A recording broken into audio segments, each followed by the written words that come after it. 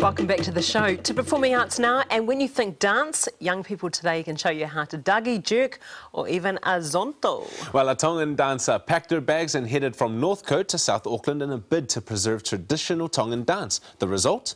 We sent John Pulu to find out. It's a big night for Sesilia Pusiaki Tatuila. When you're ready, I want you out over there on the chairs. Leave your shoes. Tonight's the debut of her show of ancient Tongan dance. For the past 10 weeks, Sesilia's called South Auckland home. She's the Pacific dance artist in residence. The residency was about me coming into the South Auckland community and just giving them my skills and knowledge of dance. For me, it was sharing my Tongan heritage and my Tongan culture. Performing is in her blood. Her love of dance was inherited from her grandfather, the late Soane Tatuila Pusiaki, a punake or master artist from the village of Lapaha. He taught me the lompeau lakalakas that he had taught back in the 60s. And it was like, when he was teaching me these dances, he was like closing his eyes and trying to remember the actions, but like the actions flowed. And like they just came out and he was like, I want you to watch me, learn the dances, and then when I open my eyes, I want you to show me what I showed you. And so that was how the teaching scene was for me with him. And it was just something I was fascinated with. He fascinated me. Her passion for performing grew over the years, even swapping her tauolonga costume for ballet. Sesilia was determined the stage was where she wanted to be. Nothing felt right, nothing but performing and dancing on stage. And then later on in my late 20s, I decided, hey, I want to go performing arts school. And so I did.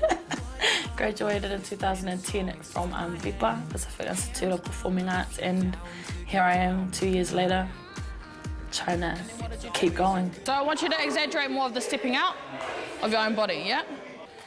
Now as the Pacific dance artist in residence, Sesilia has been working in South Auckland schools, sharing her skills and inspiring the next generation.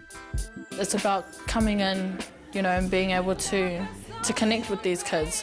And what I really wanted to show them was my personal story, the fact that I understand where they come from. Arguments, yeah? Each other's clothes, yeah? That's a family relationship that you guys all have as sisters, yeah? It's something new, so like she came in with like a positive attitude, like hyped up energy, and like we just like fed off that from her. It's pretty awesome, eh? She's different, but she's fascinating. She's very enthusiastic. Fast forward a few weeks, Sesilia has formed a cast from the community, including her own family, to perform her show Hau o Momo, a set of ancient dance about 800 years old, including Otuhaka, Whahaiula and the Metupaki, used here to give a glimpse of Tongan life in the 13th century, during the time of Momo, the 10th Tuitonga. I wanted to change it and to tell more of the story rather than the entertainment, because everyone's seen the entertainment part, but they haven't really seen the story part of it. It's as much of a journey for me than it is the kids as well, because I'm still trying to connect the dots with each of the dancers. For some of the performers, it's connected them closer to their Tongan culture. My sister has taught me a lot about the Tongan history of the dance and everything, and it's actually a nice feeling to know more about it, your Tongan heritage, and I feel like I have learnt more about it. I hope that the younger kids can do the same thing as we're doing to hold up our Tongan culture for the many years to come. It may be the end of the show, but for Sesilia, it's just the beginning. You see a lot of other different cultures, Pacific cultures, on theatre stage, but no Tongan stories and in the dance industry.